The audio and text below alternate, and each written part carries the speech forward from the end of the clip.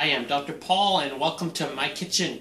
I want to show you a really awesome recipe with my assistant Alicia, and it's a Lebanese garlic sauce. I've been always wanting to make a sauce because I love the garlic flavor, and so I wanted to show it to you. So I prepared all the ingredients. Basically, I'm going to include this on the website. So as you notice here, I just used a mason jar. I never really use anything else, and I never clean it because the garlic is cleansing and killing all the bacteria and viruses, and it's antimicrobial. So I just keep refilling it, and this recipe calls for a cup of vegetable oil, and I just approximate it to half the line here. That's about 1 cup, and then I add another cup. So I use, instead of vegetable oil, I use coconut oil, and I get it from Jarros. And it's the expeller press. It has no flavor because vegetable oil is oftentimes rancid, and I never ever use canola, which it calls for in the recipe, and I never use things like safflower or sunflower oil. Then I use, in a tin can with an expiration date, I use extra virgin olive oil, and so it should have an expiration date on here. Yeah, see right on here it says expiration 2000 and something. It's all disappeared, but we use so much of this.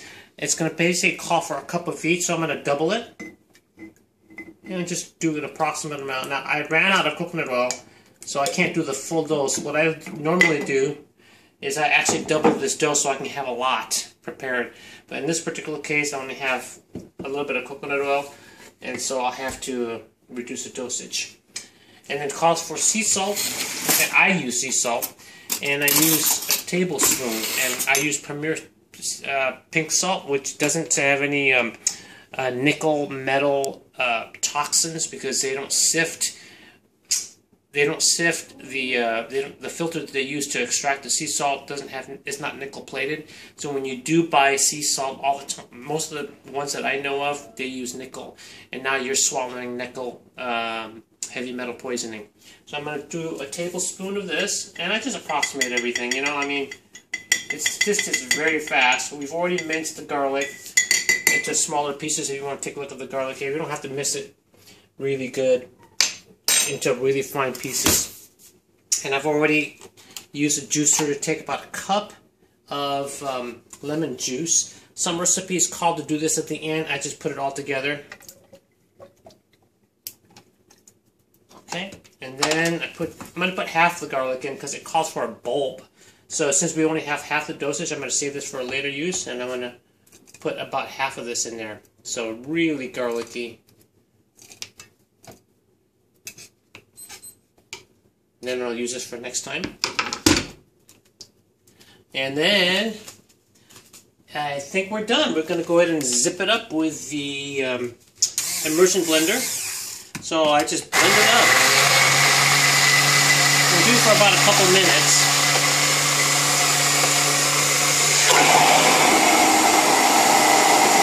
You can look at me. So I've blended it for a couple of minutes, and I realized that I had too much lemon in there because I did lemon for the double recipe. So I just added more olive oil basically because I didn't have coconut oil. And this is what we got. So I'm going to pour it out. And this will harden because of the temperature, because coconut oil hardens at a certain degree, and then it'll melt when you start putting it on your plate. So it's not going to be like your traditional garlic sauce that you have at the Lebanese or the Mediterranean place, because it'll stay mixed. This doesn't, but it tastes awesome. So I use it with organic chips or broccoli.